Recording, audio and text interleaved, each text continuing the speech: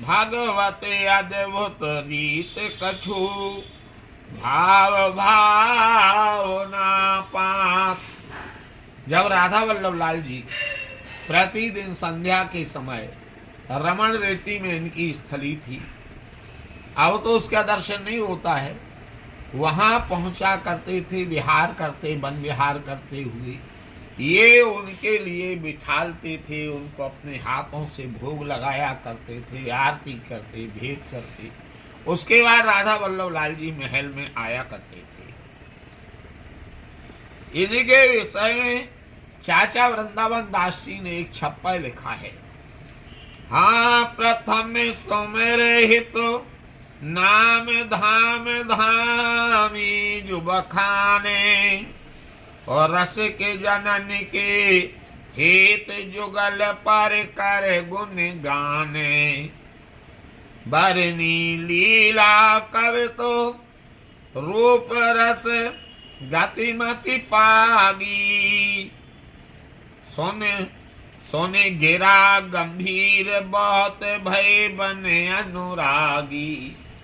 इनकी वाणी के प्रभाव से बहुत रस के अनुरागी बन गए।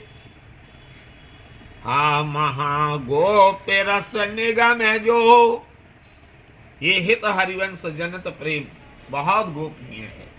महागोप रस निगम जो, गुरु प्रसाद बल बिस्तरो।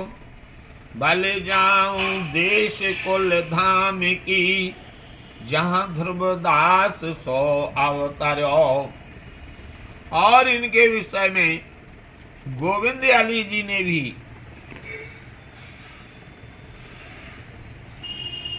लिखा है कि पारा में पुरातन धार्म, मार में आरज हित गाये।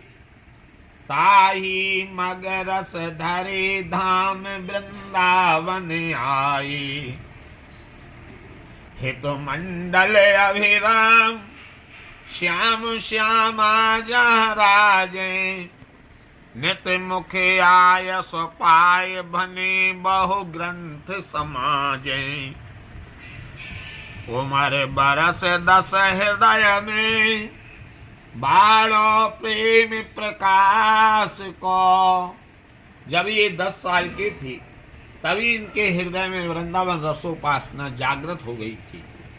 कली अगम से तो भव तारन को गाथ विमल ध्रुवदास की। ऐसा इनका उल्लेख ध्रुवदास जी महाराज का प्राप्त हुआ करता है।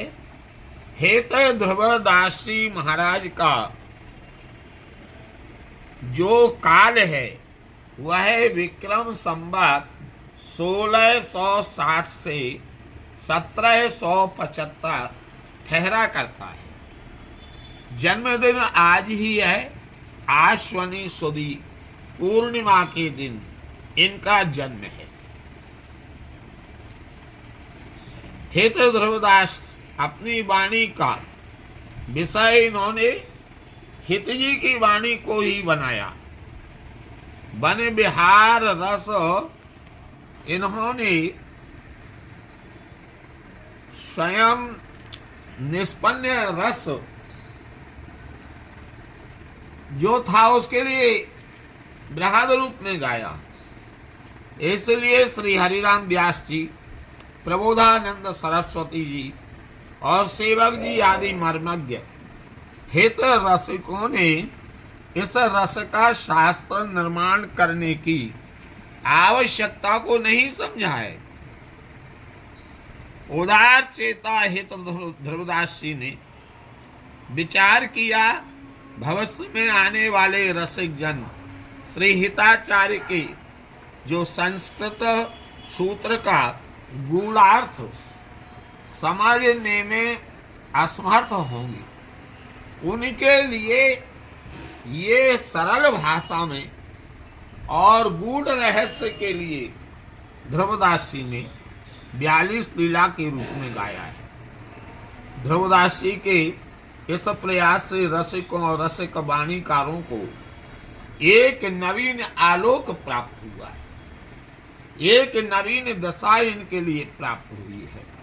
परिणामता वृंदावन रस रसिकों की अहोवृद्धि और रसिक वाणी साहित्य की अपनी श्री वृद्धि के साथ साथ विशाल काय ये होता चला गया।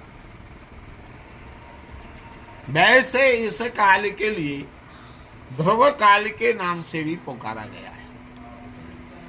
गोस्वामी दामोदर वर जी, दामोदर स्वामी, हित विठल जी, सदानंद जी,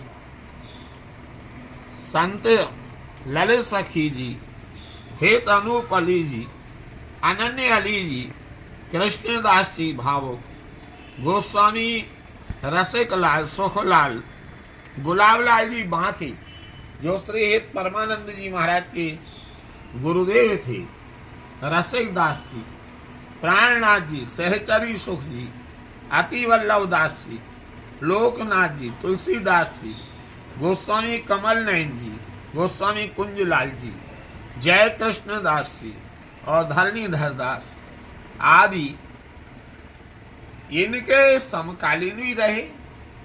और इनके समकालीन तो क्या थे, ये बाद में मध्यकाल में हुए, लेकिन इनके ऊपर ध्रुवदास जी की वाणी का बड़ा भारी प्रभाव पड़ा और इन्होंने राधा वल्लभी रसोपासना की ध्वजा के लिए चारों ओर फैला दिया, 10 दिशाओं में फैला दिया।